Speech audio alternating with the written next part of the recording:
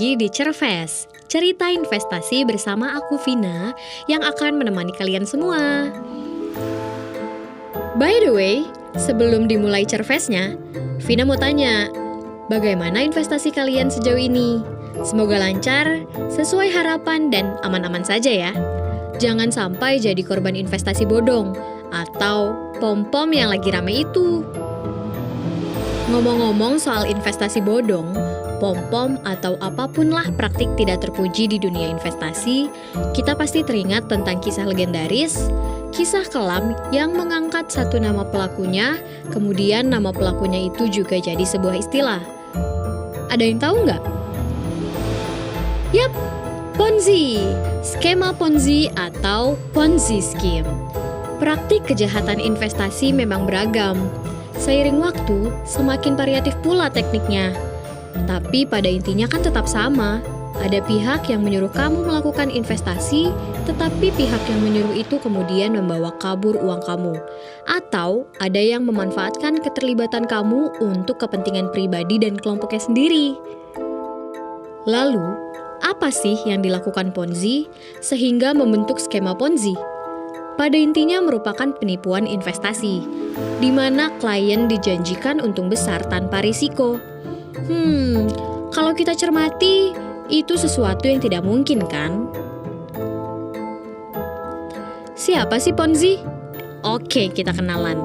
Namanya Charles Ponzi. Dia juga dikenal dengan nama Carlo Ponzi, yang memiliki nama lahir Carlo Pietro Giovanni Guglielmo Tebaldo Ponzi.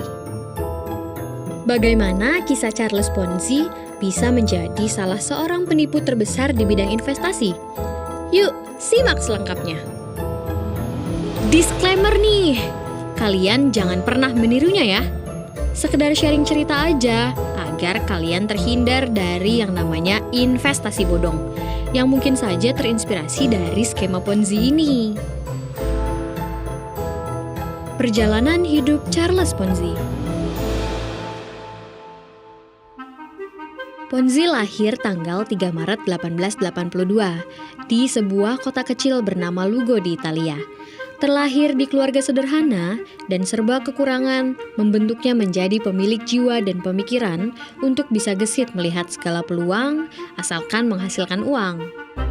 Mungkin hal tersebut juga yang membuat dirinya dianugerahkan kemampuan berpikir yang di atas rata-rata kebanyakan orang. Ia terbukti mampu memikirkan banyak cara dan usaha untuk memenuhi kebutuhannya. Namun sayangnya, jalan yang ditempuh oleh Ponzi adalah jalan yang tidak benar. Ia seringkali harus berurusan dengan pihak berwajib karena pelanggaran dan praktik memanipulasi. Sebelum benar-benar menjadi penipu ulung, Ponzi pernah bekerja menjadi petugas pos di tanah kelahirannya, Italia. Bahkan dirinya juga pernah diterima di salah satu universitas besar di Italia, yaitu University of Rome La Sapienza. Itu bukti bahwa dia memang punya otak encer. Namun, keinginan untuk cepat kaya raya membuat dirinya menjatuhkan pilihan ke jalan yang berbeda. Sayang sekali ya. Pada tahun 1893, saat usianya menginjak 15 tahun, dirinya memutuskan untuk pergi dari Italia menuju Amerika untuk mencari kehidupan yang lebih baik. Namun, baru beberapa tahun di sana, otak Ponzi sudah mulai bekerja. Ia pernah diamankan oleh petugas berwajib lantaran melakukan penipuan cek palsu di Kanada. Tidak hanya itu, ketika dirinya masuk ke wilayah Atlanta, ternyata statusnya adalah imigran ilegal. Tak ayal, beberapa tahun pertama di benua Amerika, kehidupan Ponzi belum juga seperti yang dia harapkan. Kemudian dirinya pergi ke Boston pada tahun 1919. Ponzi mulai menata hidupnya kembali. Yang menarik dari sosok Ponzi adalah meskipun dirinya bukan atau tidak sedang bekerja di tempat manapun, ia lebih memilih untuk terlihat rapi dengan setelan jas dan juga tatanan rambut klimis yang sedang tren kala itu. Hal ini tidak lain ia tujukan sebagai pencitraan diri, agar setiap orang yang melihatnya bisa terpengaruhi. Lebih terlihat meyakinkan ketika berbicara tentang banyak hal, terutama bisnis. Di Boston, ia kembali mencari pekerjaan, meskipun belum juga menemukan pekerjaan yang bisa membuat hidupnya beranjak makmur. Tiap malam, ia selalu meluangkan waktu berjam-jam untuk memikirkan bagaimana mendapatkan uang dengan cepat dan banyak. Ia bahkan sering tidak tidur hanya untuk berkhayal menjadi orang kaya. Di sini, hal positif yang bisa diambil adalah kerja keras Ponzi sebagai seorang pemikir. Meskipun yang difikirkan Ponzi sebenarnya tidak jauh dari jalan pintas, alias menipu yang tidak bisa dibenarkan tentunya. Aduh, kaum rebahan, jangan ditiru ya guys. Titik balik kehidupan Ponzi dimulai pada saat dia berhasil memikirkan sebuah konsep bisnis yang cukup unik. Pada masa itu, dikenal sebuah kupon khusus yang dapat diperjualbelikan sebagai pengganti perangko di seluruh dunia. Karena berlaku di seluruh dunia, kupon tersebut nyatanya menjadi komoditas yang cukup menjanjikan untuk diperjualbelikan. Memang, tidak ada peraturan yang melarang perdagangan kupon pos tersebut. Namun yang pasti, kupon tersebut mempunyai harga jual yang berbeda di setiap negara, tergantung keadaan ekonomi dan kurs mata uangnya. Inilah yang ditangkap Ponzi sebagai sebuah peluang menggiurkan. Asumsinya, harga kupon pos itu di negara Spanyol hanya berharga 1 sen. Ketika dijual di Amerika Serikat, harganya bisa mencapai 6 sen. Keuntungan 5 kali lipat tersebut pastinya bisa menjadikan seseorang kaya mendadak dalam waktu singkat. Hanya saja, apa yang dibayangkan Ponzi meleset. Harga dari tiap kupon tersebut tidak bisa dijual dengan harga yang tinggi, sebab banyak biaya yang harus ia bayarkan untuk mendatangkan kupon dari Spanyol itu. Biaya operasional yang tinggi dan dia gagal menjadi orang kaya mendadak. Hal yang mengejutkan selanjutnya terjadi. Ketika ia berbicara dengan orang lain, baik teman, keluarga, atau rekan bisnisnya tentang konsep bisnis, mayoritas percaya. Merasa yakin bahwa apa yang dia ucapkan adalah peluang nyata. Pada saat yang sama, di kepala Ponzi muncul skema bisnis baru. Dari situ, Ponzi mulai mengoptimalkan keahliannya, yaitu lihai berbicara untuk meyakinkan lebih banyak orang tentang konsep bisnis barunya itu. Apa sih bisnis baru yang ada di kepala Ponzi? Inilah awal mula kejahatan investasi besar itu dimulai. Intinya, skema Ponzi adalah penipuan yang didasarkan pada perekrutan sejumlah investor, di mana promotor awal atau biasa disebut orang-orang yang ada di puncak piramida merekrut investor. Nantinya, investor yang direkrut juga akan membawa banyak investor lain yang mungkin ditujukan untuk menjual produk ataupun tidak dalam rangka menjual produk. Praktik yang dilakukan Ponzi seperti ini. Dengan dalih butuh modal tambahan, karena terdapat potensi besar dari pengembangan usaha, Ponzi menawarkan konsep investasi kepada banyak orang.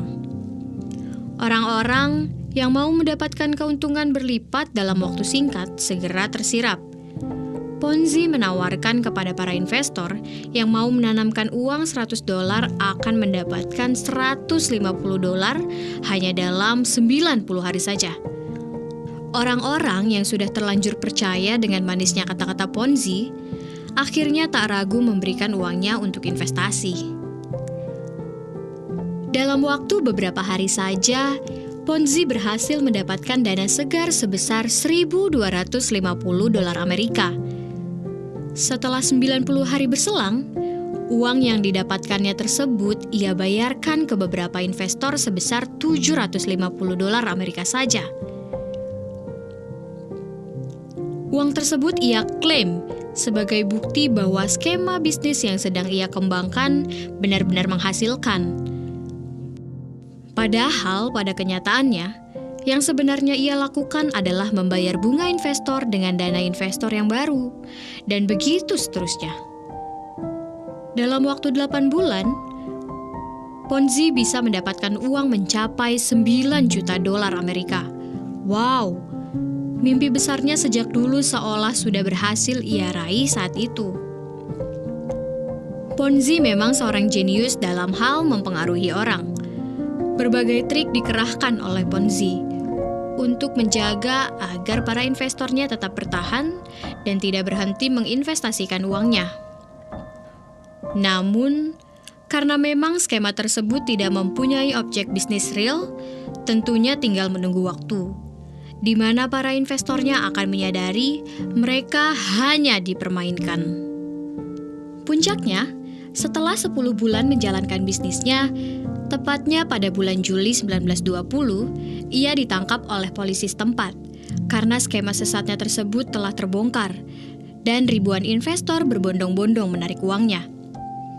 Ponzi yang sebenarnya tidak bisa mengembangkan uang tersebut tentunya hancur dan tidak mampu membayar uang para investornya. Ia didakwa dan dihukum 4 tahun penjara di Massachusetts. Bahkan, rekannya yang juga salah satu pegawainya, William McMasters, menyebut bahwa Ponzi adalah seorang idiot finansial yang bahkan tidak bisa berhitung. Hingga akhir hayatnya, ia masih dikenang sebagai seorang penipu ulung paling berhasil di dunia. Banyak pemberitaan yang membahas tentang dia dan skema bisnis yang akhirnya lebih populer dengan nama skema Ponzi tersebut. Ponzi meninggal pada tahun 1949.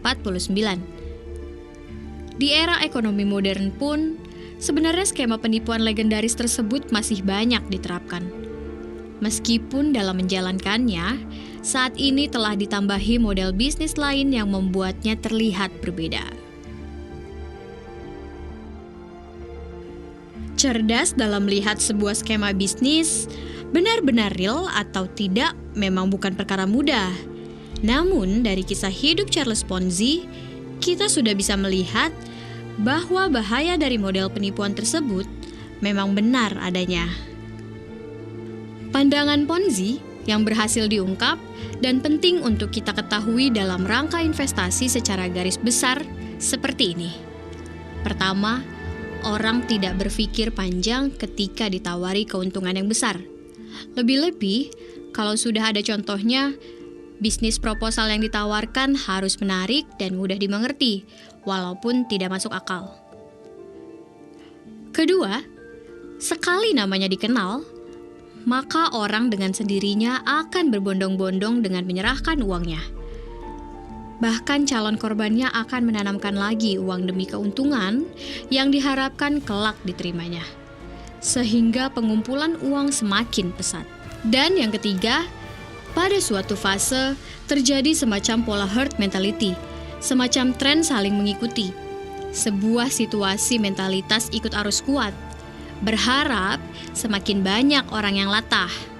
Nah, segini dulu ya cerita Vina tentang penipu ulung di dunia investasi ini. Satu hal lagi, jangan pernah terbius oleh kata-kata yang menjanjikan keuntungan besar dalam waktu yang singkat. Ingatlah rumus high risk, high return. Jadi, keuntungan besar juga dibarengi dengan resiko yang besar juga. Lebih baik kalian pahami dulu resikonya sebelum memilih jenis investasi. Terima kasih sudah menyimak. Jangan lupa ya teman-teman untuk subscribe, like, dan juga komen. Bye-bye!